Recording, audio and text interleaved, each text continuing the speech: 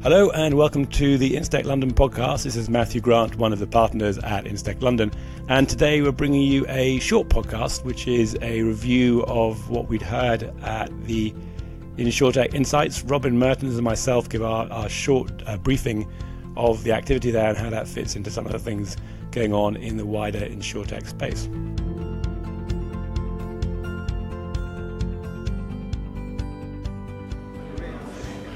Welcome to the Instech London podcast. This is Matthew Grant and Robin Mertens, and we are talking to you live today from the Insurtech Insight conference. There's a bit of background noise, maybe not a surprise. We're talking to you from the bar, just giving our reflections on the first day and a half. So Robin, you've been walking around the stands, talked to a lot of people.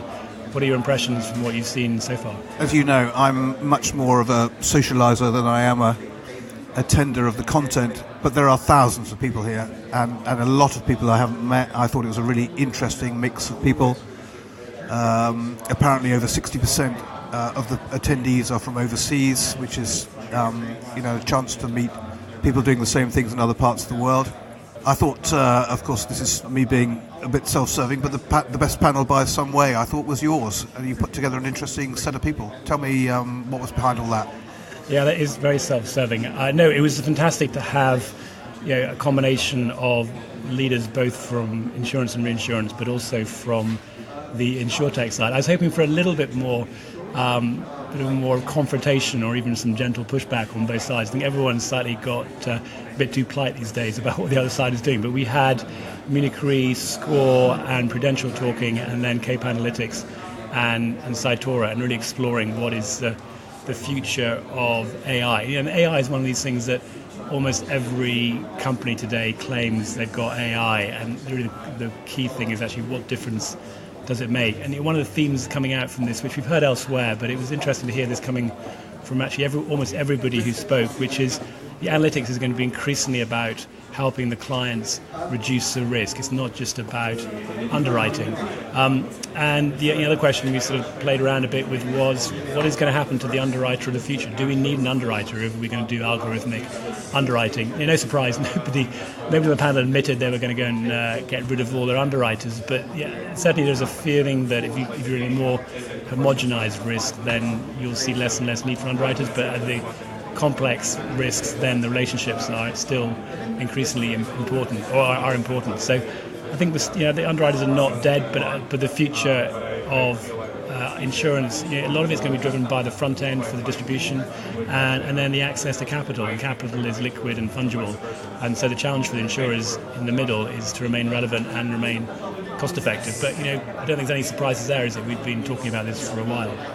No, what amazes me is that there's so few new products emerging from this. In the last couple of weeks, I've seen people with extraordinarily accurate algorithms predicting the future cost of commodity prices, the likely future cost of auto warranty claims. And I know some reinsurers are very active looking at how to turn those into costs which will protect, say, auto manufacturers from excess auto warranty claims over and above those that were predicted. But these predictive analytics capabilities are starting to come up with the ability to predict things with ever-increasing accuracy, which I think is going to improve our ability to provide a new product set that no existing underwriters are particularly equipped to deal with. So that seems to be the place where it'll fall out first of all. Well, yeah, and that's that whole point about bringing new risk into the insurance industry. I think it's particularly intriguing. It's really hard if you are building a tool that can price better or can tell an insurer where they've got more risk, and you go in and say, let me tell you about where your risk exposure is, and now I'm going to charge you for that privilege.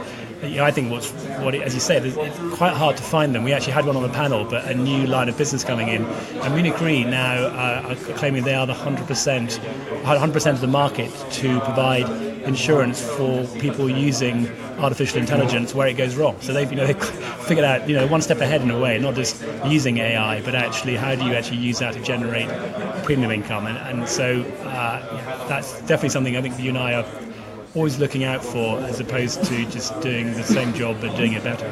Oh, I love the idea at some point, and Munich Re seemed to be the closest, that somebody's going to start backing the accuracy of algorithms. I mean, you're effectively being asked to ensure the accuracy of the algorithm that you're relying on, and that shows immense confidence in the technology, and really puts a lie to the sort of slightly smug London market idea that all this stuff is innately far too complicated and that we'll need lots of 55-year-old men in suits to be able to determine how the future of oil rig pricing works, which I think is self-protectionism of the highest order. But anyway, well done, Munich Re. I'm not in the least bit surprised to hear you say there was no confrontation. It seems to me that, and this conference has borne it out, that there's this comfort returning, this idea that let's work with the MGAs in a comfortable way that we understand and do a small part of our disruption, rather than do anything that's going to rock the boat. Is that something you share? Yeah, no, I mean, we both of us 3 years ago, when you went to these kind of events, you'd see people standing up and wearing jeans and T-shirts and saying they're going to disrupt the industry and watch out, here we come. And we all sort of, slightly sort of thought, well, yeah, maybe. But at some level, that's quite healthy. And I think either of people have just given up, or they've sort of felt that actually it's just too difficult, and so they're better off to align themselves, which is okay. But then the risk is, do they end up becoming a bit like some of the large insurers, and innovation is just another thing you do alongside your day job, and no one's calling out the real challenges out there. And likewise, you talk about the Lloyd's market, but personal view is, if you really want to create disruption on this and you want to make a difference, and you and I have talked about this, could somebody other than Lemonade come up with a full stack digital insurer and figure out who's doing this stuff well in the industry and knit it together and find some capital and really show us what it does look like if you can do this properly, rather than us always sort of criticising the incumbents for not being able to move fast enough. No, I that's the biggest theme for 2019 for me. It's good to see full stack coming out of Germany. The consensus here amongst the American investors is that MGAs are going to turn into full stack insurers in the US, which is encouraging to see. I don't see that same theme in the UK at all. MGAs are MGAs. There's a comfortable relationship right now between MGAs and carriers. Carriers are not themselves investing in the technology that enables them to do genuine digital models with MGAs. So that all feels a little bit over here, a little bit comfortable. Amongst the best MGAs I've seen in the last month or so, two come from France. We got Descartes speaking at our event on the 2nd of April, Descartes Underwriting, with a absolutely latest state-of-the-art predictive analytics engine around weather and events. And here at the event is a company called Moonshot. Those are new products, backed by the French market, backed by French banks. They have a freshness about them which, would worry me that there's more innovation going on in France right now in 2019 than I've seen in the UK so far. Yeah, and the French have always been known for their engineering and their analytics, and I think to extent being, I guess there's pros and cons obviously of being in London, but being a little bit detached from it. It's rather like what happened in Bermuda when Bermuda reinsurers set up there. You're sort of forced to make smart decisions because you can't rely on somebody around the corner telling you what the answer is or the old way of doing it. So I think for me it's a question for London.